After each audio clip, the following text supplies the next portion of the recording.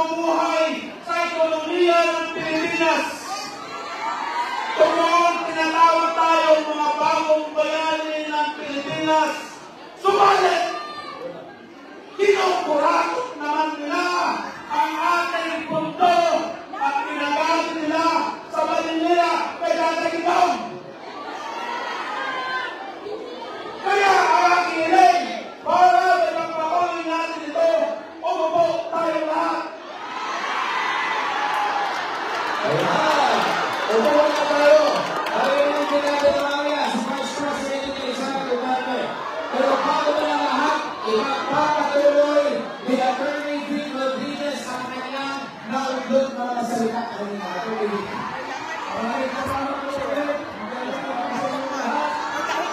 Maraming salamat sa inyo mga kapatid sa pagkanggap. Alam ko ho, ang gabi nito ay matatagal na schedule. Ito ay para kay Tatay Digong. At alam ko yung lahat na kayo ay interesado sa nagaganap sa loob ng ating bansa. Call it poetic justice. Call it divine intervention. Call it karma. Pinagbabayad na ho ng tadhana. Grabe! Kasi hindi ko maintindihan. Hindi. Sa atin, 9 o'clock lang yan. Magsasara yan ng 10. Tapos, makikiusap ka pa, pwede buksan sa iyo ang tindahan. Nahutdan mo yung guys, pwede mo palit. Bubuksan yung tindahan para sa iyo. Bigyan kang ice. Dito, sarahan ka sa mukha mo. Grabe, wala yung niyo, dili?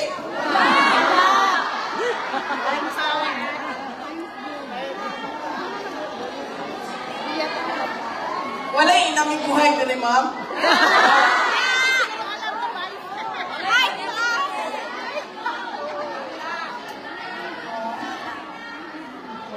Bakit yun? Bakit ang tindahan niya magbukas ng 9:05 tapos magsara ng 9:20? Sila nang nakakuha namin. So, maglinis ng 5 minutes. 9 to 9:05, linis yan. 9:20 to 10, linis yan. O diba, sa atin, kahit naglilinis na, bibili pa rin tayo. Sa kanila, hindi. Pag panahon na naglinis, hindi ka na pwede pumasok. Nasaan na ako sa aking speech, ma'am? Tumawag siya kahapon. Sabihan ko siya, kalimutan mo ata ako. Sa linggo na dumaan, hindi ka tumawag sa akin. Paano ako makapagbigay sa iyo ng update at chismis kung hindi ka tatawag sa akin? Tapos medyo, ano ang mood niya kahapon, hindi nga niya nagugustuhan yung balita na nangyayari sa Pilipinas. Hindi niya nagugustuhan yon. At tinatanong niya ako kung anong ginagawa. Kaya. Tapos nagtanong siya sa pamilya, kumusta ka na? Sabi ko, okay man lang ako ba? Nandito ako sa Japan kasi meron kaming rally bukas, Sabado at sa Linggo. Okay lang ako. Tapos sabi niya, oh, kumusta ang mama mo? Tapos sabi ko, okay. Kung kailan tumanda. Sabi niya, kumusta ang mama mo? Sabi ko, okay man lang siya. Nandyan siya sa Hague. Kasi, schedule ng pagbisita niya sa iyo. So, mamaya hapon, pagbisita na yon sa iyo. Sabi niya, ganun ba? O sige, babay na. Duda ko, maaga siya naligo. No? Kumain maaga, naligo ng maaga, excited. Imagine, sabi ko sa kanya, andyan pa siya sa Hague. Sabi ko, siya man ang magbisita mamayang hapon. O sige, babay na.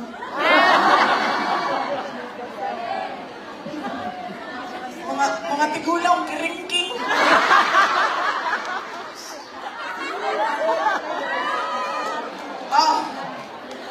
Wala ba sa anuhan niyo ako ng oras ha, kasi sarahan tayo ng 9:31.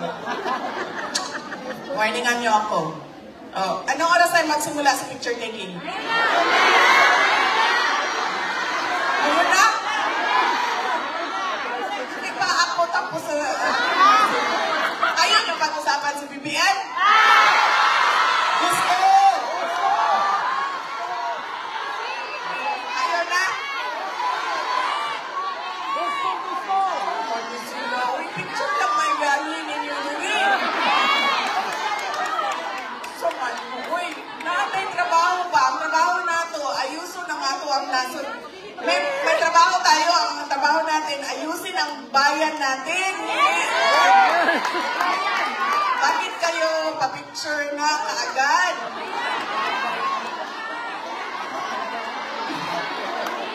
Sir, anong oras ang picture taking magsimula? Mahadlok yung po. As in, kaya nga no, napitan nyo lang, isarakan nyo mo kahapon lagi. Now, anong oras na ako magsimula sa picture taking mo?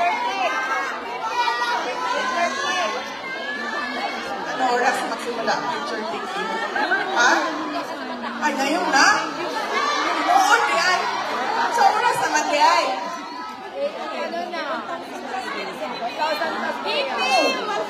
Kung 9:30, hanggang 9:30 tayo? BP 1,000 kami lahat. Malhinta dito sa gawas. Ano mangyari? Ay, si Ma'am Marisa, o. So, naman ni Ma'am Marisa. Sige lang, nagka-stroke.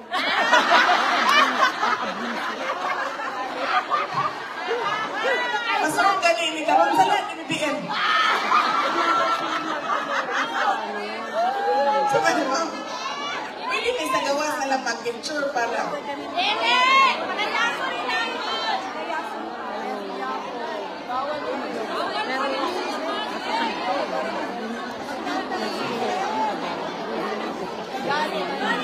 Hindi pwede sa gawas. Ang ngit-ngit. Anaan lang na itong flashlight. Pero pwede.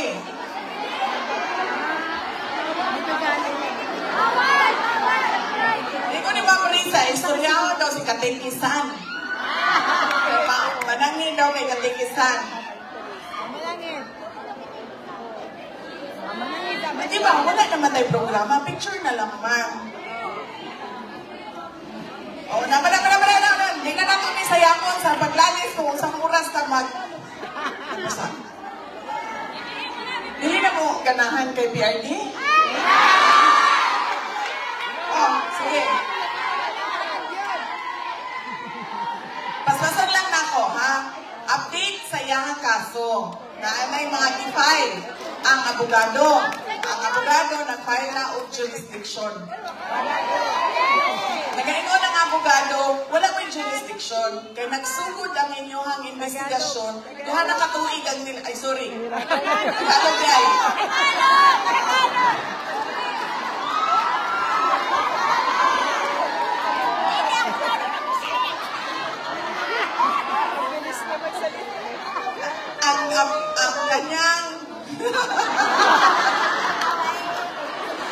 Ang kanyang abogado nag-file na ng petition for jurisdiction.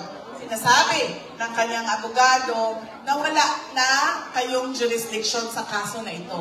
Dahil nagsimula ang investigasyon ninyo 2 taon na no pag-alis ng Pilipinas sa ICC. Yan ang sinasabi ng abogado niya.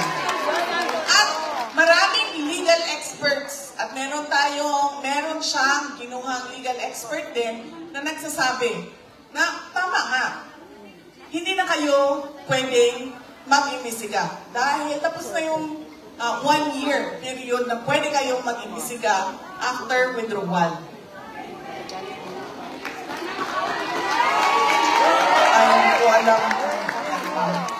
Hindi ko pa alam kung makatauwi siya, ma'am. Hindi ko lang masagot kung kailan. Bring him home alive! Bring him home alive!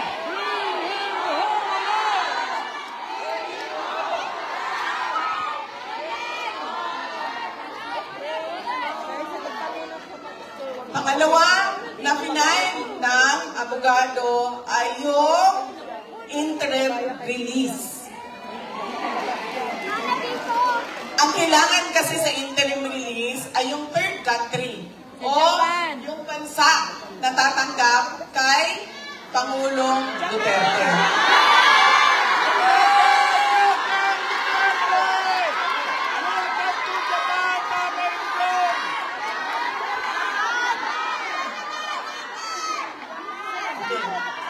Okay, sandali lang. Tatagal tayo sa sigawan ninyo sa kanila. Ituloy ko muna aking update. So, kailangan ito ng third country. Nag-file na yung lawyer. Kung makikita nyo sa ICC website, meron ng third country doon. Meron ng isang bansa na nagsabi na okay lang na dito ninyo ilagay si dating Pangulong Rodrigo. Kung maalala ninyo, noong siya ay pinasok sa detention unit, medyo natagalan ang pag-file namin ng interim release. Dahil kinausap pa namin at naghanap pa ako ng tutulong sa akin. Dahil wala akong mapagkatiwalaan doon sa Pilipinas, ginamit ko ang aking mga nakilala sa labas ng Pilipinas dahil sa aking trabaho, nakiusap ako sa kanila na tulungan ninyo kami. So medyo matagal yon dahil hindi madali makipag-negosasyon sa isang bansa. Pero, sabi ko nga, dahil sa pagdarasal ninyo, may mga good news na nangyayari. So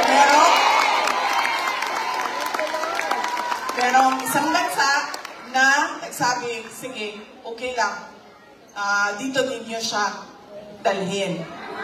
At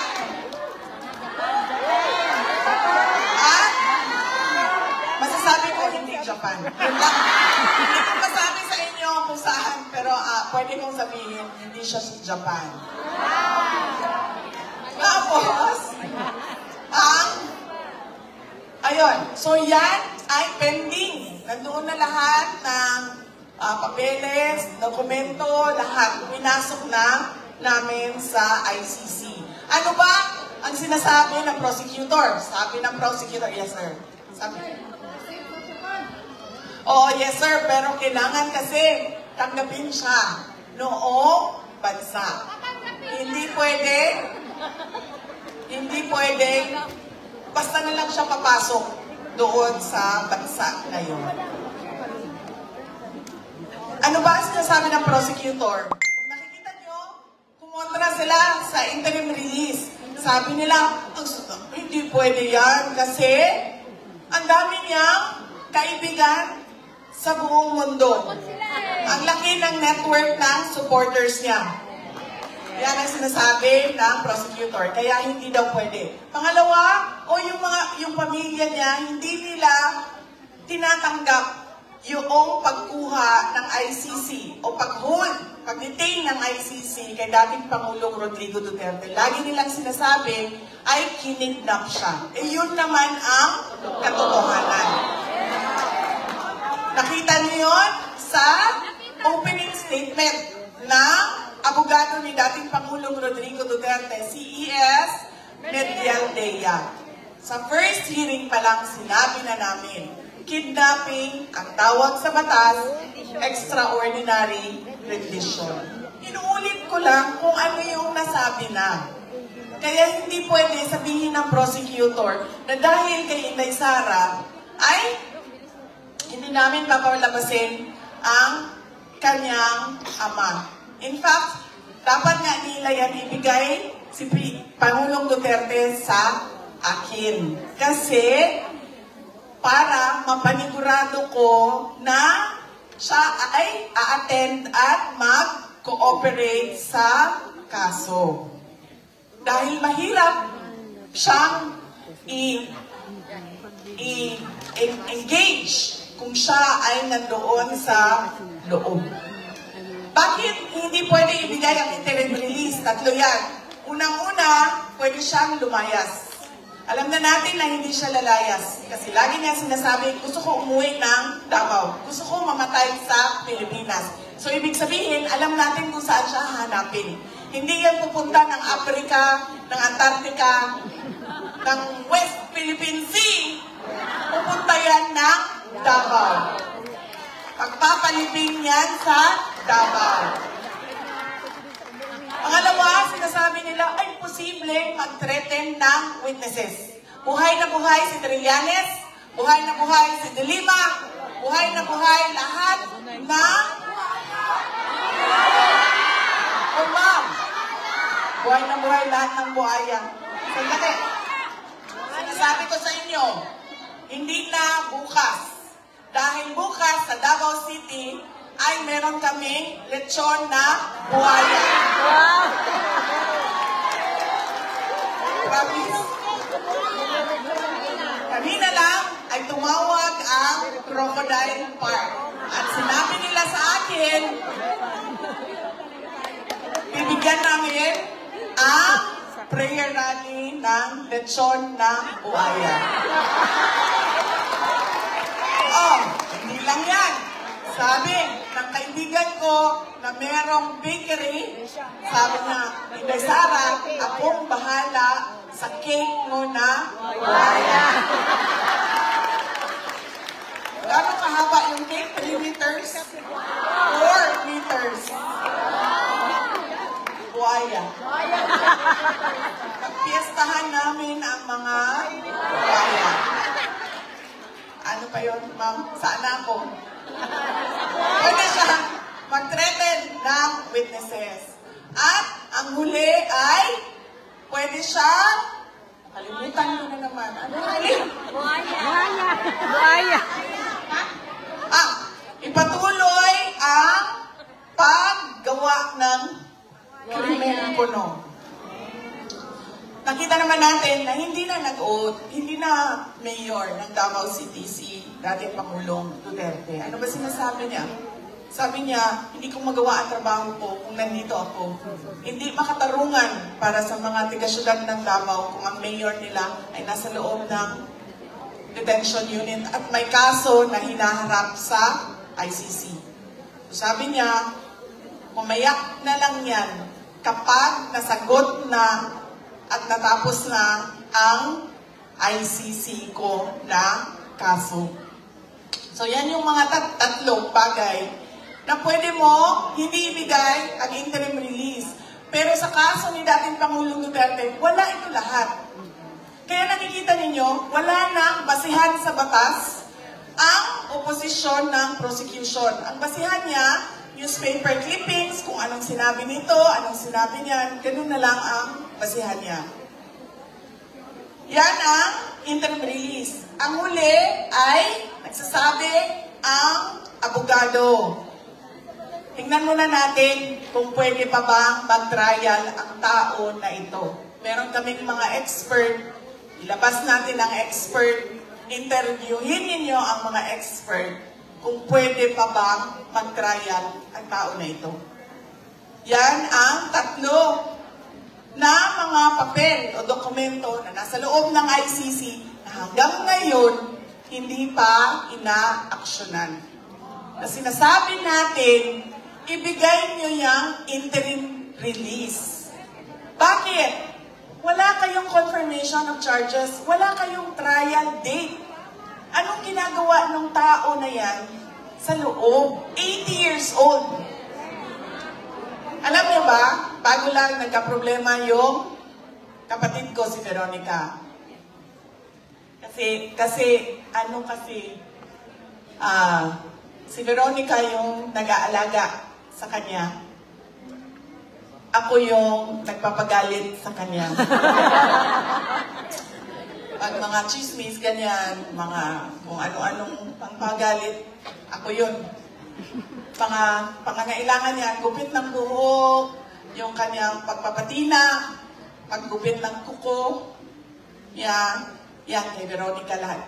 Kain niya, damit niya, kapatid ko ang nagpapanigurado na maayos yan lahat.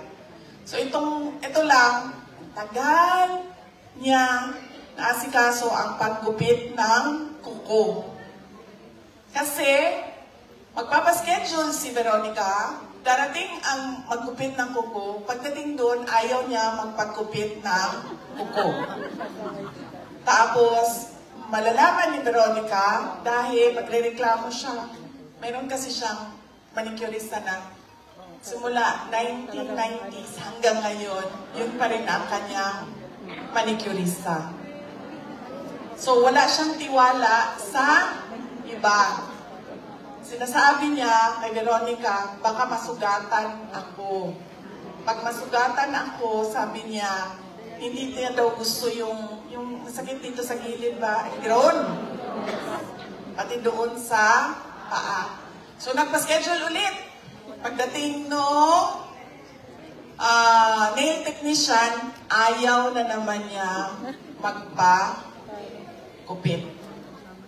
So, hindi ko na alam kung anong estado ng kuko ni dating Pangulong Rodrigo Duterte dahil napagod na ako sa pagbabasa doon sa group chat dahil pina-follow up ni Veronica na pina-follow up ang kuko ni dating Pangulong Rodrigo Duterte. So, yan po ang mga latest na update sa kanyang kaso. Pagdating naman sa ating bayan, ay nakikita ninyo, di ba? Sumabog na ang 2025 budget. Kung maalala ninyo, July 2024 ako nag-resign. July 2024. Dahil yan din yung simula ng budget. Noong 2023, sinabi ko sa inyo, noong 2022, nagka-problema na kami sa DepEd budget. Dahil gusto nga nilang kunin yung school building fund. Billion-billion kasi yan. Noong first year, hindi nila nakuha. Kasi nagawa namin ng paraan. Sinabi namin, may department order kami. Kung ang congressman gusto na ng school building, kailangan masunod niya yung mga requirements. Hindi ito pwede na sinabi ng congressman, ibibigay ang pera. Nung susunod na taon, nakaisip na sila, aba, unahan natin si Inday Sara.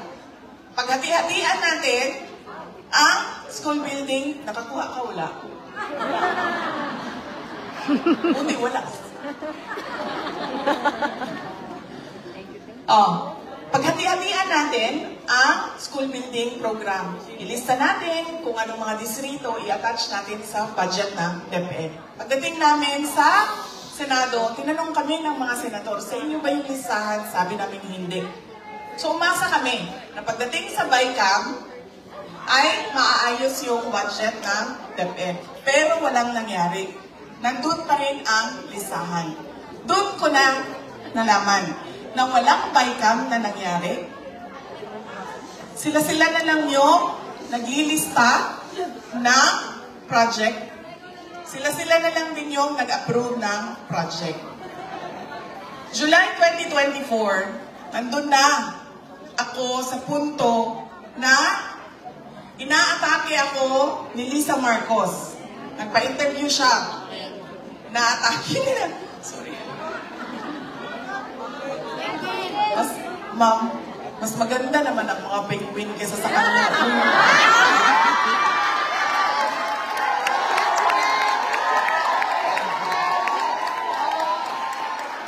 Ma'am,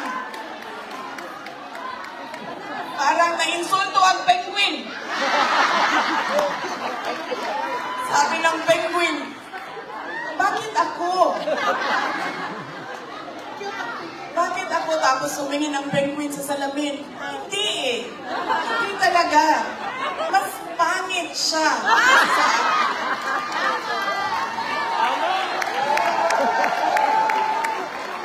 In fairness ha, magaganda ang mga penguin. Mga cute nila, no? Alam niyo yung mga penguin, meron akong nakita. Kasi hindi ko alam kung AI yon. Yung penguin naglalakad. Tapos, yan, oras ba?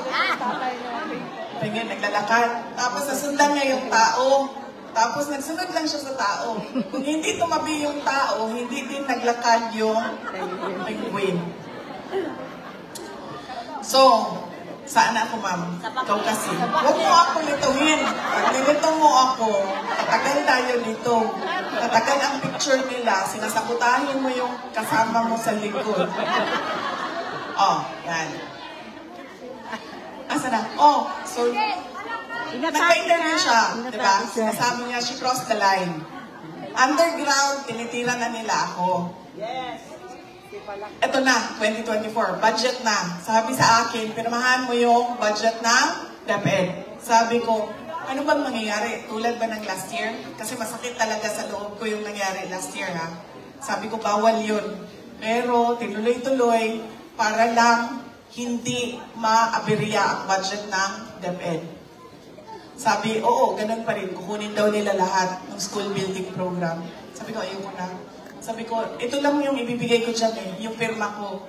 Mahalaga yung pirma ko sa akin. Hindi ko kaya. Sabi nung kasama ko, sabi niya, alam mo, tutuloy nila yung impeachment pag umalis ka dyan. Kasi yan lang yung nag-hold sa atake nila sa'yo. Yung nasa kabinete ka. Sabi ko, okay lang, harapin ko yung impeachment na yan, kung ano man yan. Sabi ko, pero hindi ko ibibigay sa kanila yung pirma ko.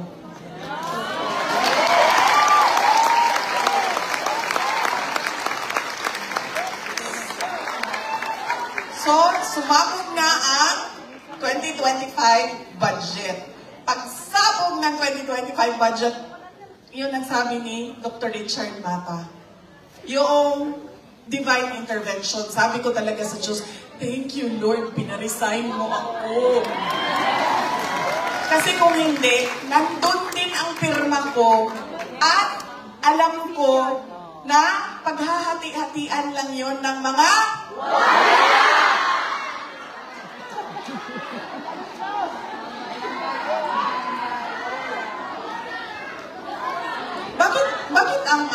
bakit ang magnanakaw, tinatawag na buaya? Kasi buaya.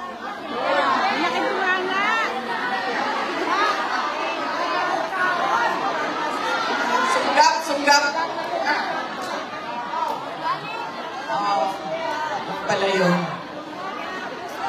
Sabi ng buaya.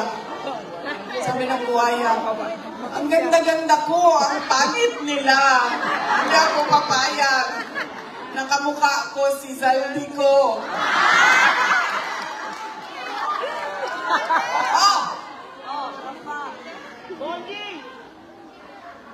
Noong pinapahirapan nila aming opisina, kasi nag-fishing expedition sila ng ebidensya para may kaso kuno sila, kinulong-kulong nila yung mga kasama namin sa detention unit ng House of Representatives. Ngayon, anong nangyari kay Zaldico? Nandun sa Amerika, kumakain ng American burger. Sabi ko nga, nagawa nila na sumali sa kidnapping sa Turkey ng mga batang Pilipino. Nagawa nila na kidnapin si dating Pangulong Rodrigo Duterte. Hindi nila magawang kunin at kidnapin si Zaldico pabalik ng Pilipinas. Ano lang nagawa nila? I-cancel ang travel authority. Hanggang doon lang. Tama ba yun? Bilyon-bilyon ang kailangan ko sagutin, tapos ang gagawin mo lang i-cancel ang travel authority. Diba? Napakadali nun. I-cancel mo. Di aalis akong congressman. Nandito pa rin ako.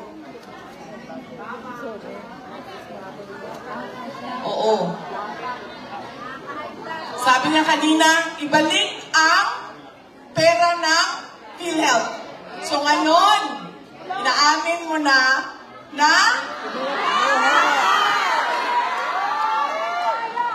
kasi hindi lang yun. Ay, hindi ko alam kung nabanggit ni Atty. Vic Rodriguez, kukunin daw nila sa savings. Paano ka nagkaroon ng savings? Na wala ka pang declaration ng savings. Eh wala ka nga, nagkulang ka nga eh, deficit ka nga eh. Paano ka nagkaroon ng savings?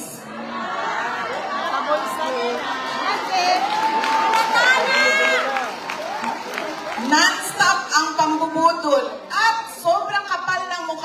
na parang hindi na nahihiya na binubudol yung mga Pilipino.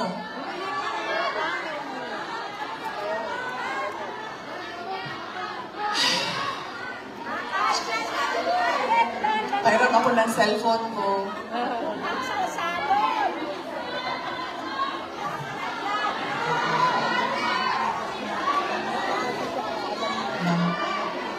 Yes, ma'am. Sa totoo lang, ma'am. Ay, sir. Gamitin ko lang yan para hindi mahulog ang cellphone ko. Yes, ma'am. Pero sabi ng anak ko, ma'am, this is so, ano daw, mommy levels.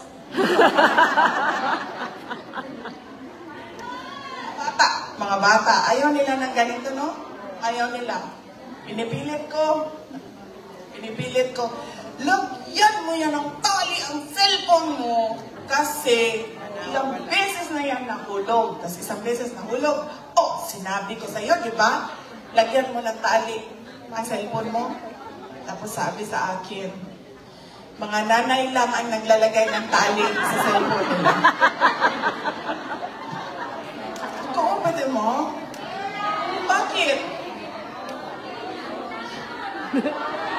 Mukhang mga bataan eh. May ganito, di ba? Kasi pagkatapos mo, ganyan ka lang, di ba? Tapos pagkatapos mo ng ganyan. Tapos, di ba sa kanila, hindi. Kahit nahihirapan na sila dun sa malaki nila. Mas malaki pa yung kanila, di ba, ganyan. Hirap na sila, ganyan. Dala-dala yung mga kape nila. Kape. Matcha. Yung kape nila, yung cellphone nila. Ano pa yung dala-dala nila, ma'am? Milk Yung tea. electric pan nila, kape, yan lahat. Lagyan mo ng tali para maluwang. Diba? Hindi talaga. Kasi nanay lang daw ang naglalagay ng tali sa cellphone. Ay, hindi na ako kilala ng aking cellphone. Oy!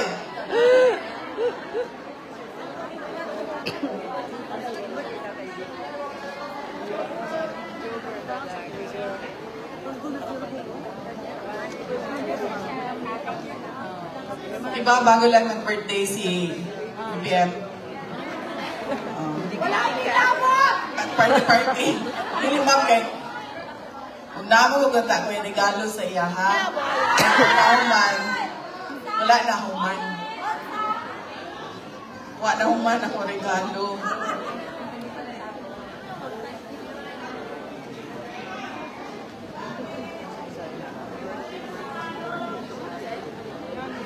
Ani?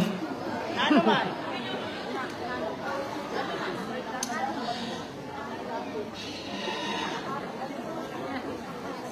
Yes. Ang kanta? Sinulat ko ito ng mga 2.5 weeks. Hindi siya umabot sa birthday. Kasi sinulat ko pa siya na inulit-ulit pa hanggang nabuo siya ng maayos. Sa dilim, tayo isinilang. Sa hirap, tayo nagdurusa. Sagana sila sa kayamanan. Taong bayan nilunod sa parusa. Kami ay apoy na hindi mapatay. Hakbang ng matapang, sabay-sabay. Sigaw ng bayan, lumaban na. Mga sakim, durugin na.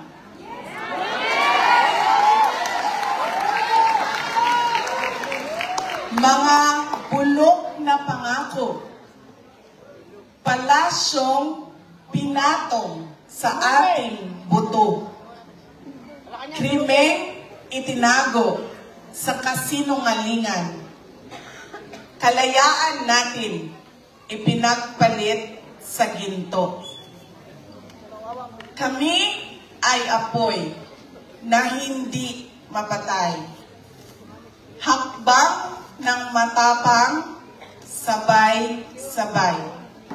Sigaw ng bayan, lumaban na. Mga sakim, durugin na.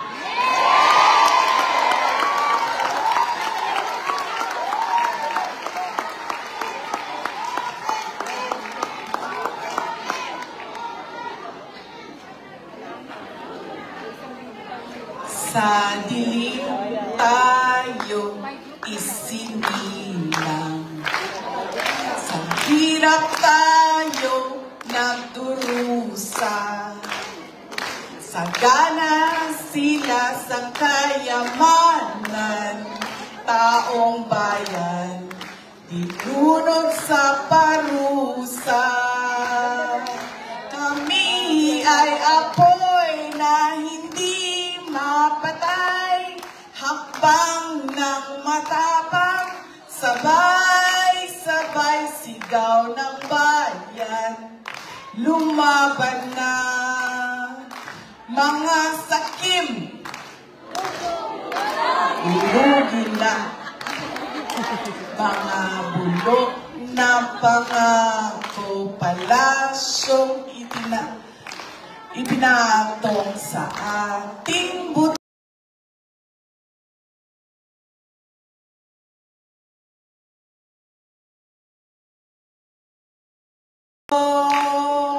Krimen itinago.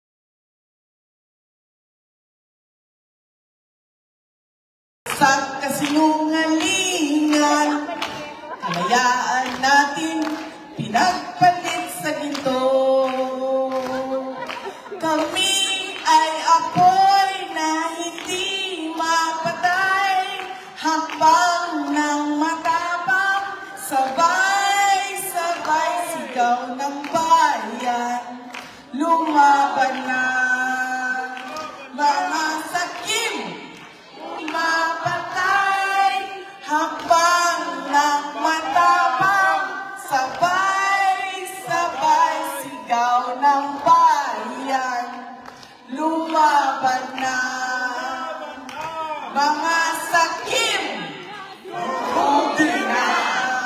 Taas noo, humahakbang, huwag yumuko kailanman. Taas noo, humahakbang, huwag yumuko kailanman. Taas noo, humahakbang, huwag